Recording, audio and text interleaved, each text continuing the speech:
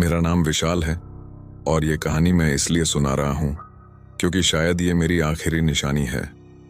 मैं दिल्ली के मेहरौली में रहता था। सामान्य जिंदगी थी, नौकरी, दोस्त और कभी कभी अकेलापन। शादी की उम्र हो रही थी, परिवार वाले दबाव डाल रहे थे। मैं भी थक चुका था अकेलेपन से। फिर एक दिन मैंने एक मैट्रिमोनियल साइट पर एक प्रोफाइल देखी, अनाया मेहरा। उसकी आंखों में कुछ था, कोई खिंचाव, जैसे वो मुझे घूर रही हो। स्क्रीन से ही हमने बात शुरू की। वो बेहद समझदार, शांत और आकर्षक थी, लेकिन कुछ रहस्यमय भी।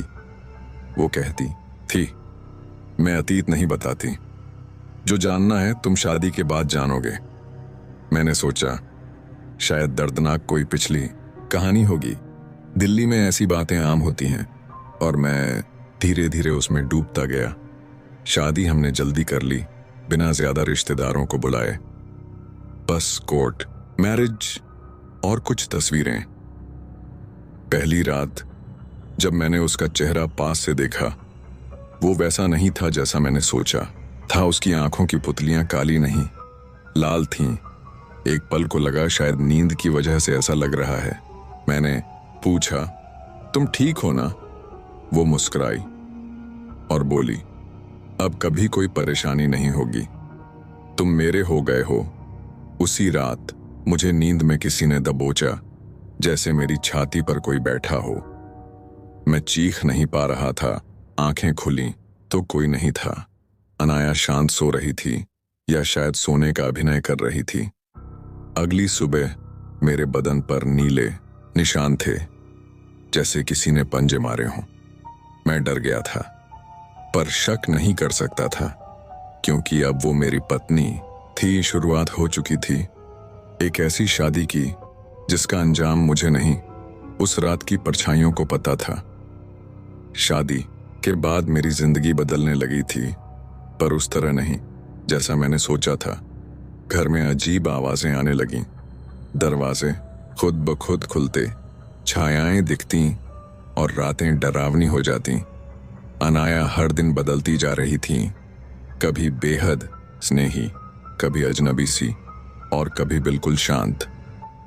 एक रात मैंने उसे पूजा करते देखा, पर वो कोई सामान्य पूजा नहीं थी। उसने काले कपड़े पहने थे और जमीन पर लाल घेरे बनाए थे। मैंने पूछा, ये क्या कर रही हो? वो मुस्कुराई और कहा, शांति के लिए है, तुम्हारे और मेरे बीच कोई ना आए। उसके चेहरे पर वो मुस्कान नहीं थी जो पहले हुआ करती थी। अब उसमें कोई और ही डर था, जैसे किसी और का चेहरा पहन रखा हो। एक रात मैं जोर से चिल्ला उठा, क्योंकि मैंने सपने में देखा कि वो मेरी छाती चीर रही है।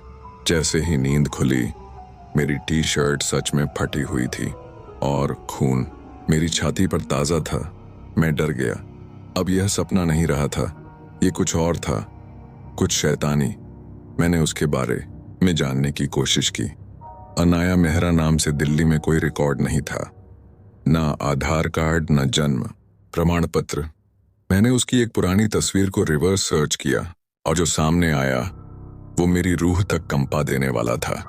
ये तस्वीर 1987 में मर चुकी एक लड़की की थी, जिसकी मौत एक तांत्रिक बलिदान में हुई थी।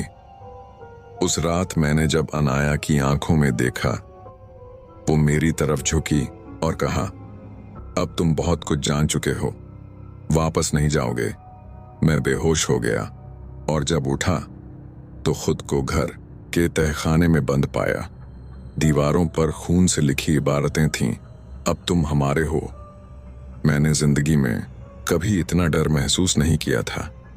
मेरे सामने वही लड़की खड़ी थी जो 1987 में मर चुकी थी, पर वो अब मेरी बीवी थी और मैं उसका अगला बलिदान बनने वाला था।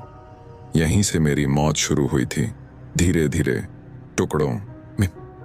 तहखाने में अंधेरा था और दीवारों से आती आवाजें जैसे मुझसे बात कर रही थीं। तुम भी अब उन्हीं में से एक हो, किसी बुजुर्ग सी महिला की खरखराती आवाज आई। मैंने रोशनी की दरकार में फोन की टॉर्च जलाई और सामने दीवार में एक दरार दिखी। दरार के भीतर कुछ हड्डियां थीं, बिल्कुल इंसानी, और एक जले हुए मंगलसूत्र के साथ। शायद ये अनाया की पहली शादी का सच था, या शायद उससे पहले के कई बलिदान। मैं किसी तरह वहां से भागा। तहखाने की खिड़की टूटी और मैं खून से लथपथ बाहर निकला। गली में भागते हुए मैंने सबसे पहले पुलिस को कॉल किया, पर जैसे ही मैं डायन शब्द बोलने लगा, कॉल कट गया। फोन में अनाया का मैसेज आया, अब सब जान चुके हो, भागने की कोशिश मत करना। मैं सीधा कुतुब रोड के पुराने आश्रम में गया, जहां एक बाबा मिलते थे जो ऊपरी शक्तियों पर काम करते थे। उन्होंने बस इतना कहा, तू जिस बंधन में बंधा है वो मानव नहीं, यम का है।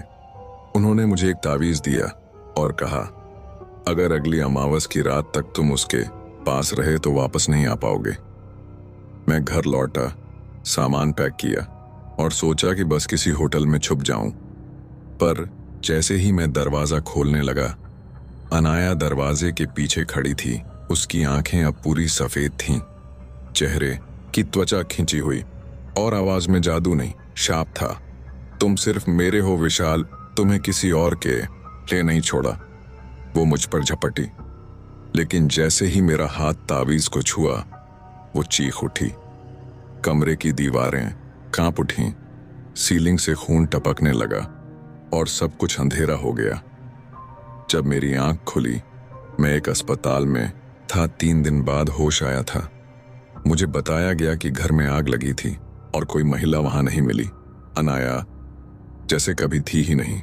कोई रिकॉर्ड, कोई पहचान, कुछ नहीं। लेकिन आज भी जब मैं आईने में देखता हूं, कभी कभी उसकी परछाई मेरे पीछे खड़ी होती है। शायद शादी सिर्फ बंधन नहीं होती, कभी कभी ये शैतान से बंधी डोर भी हो सकती है। उस हादसे के बाद मैंने दिल्ली छोड़ दी।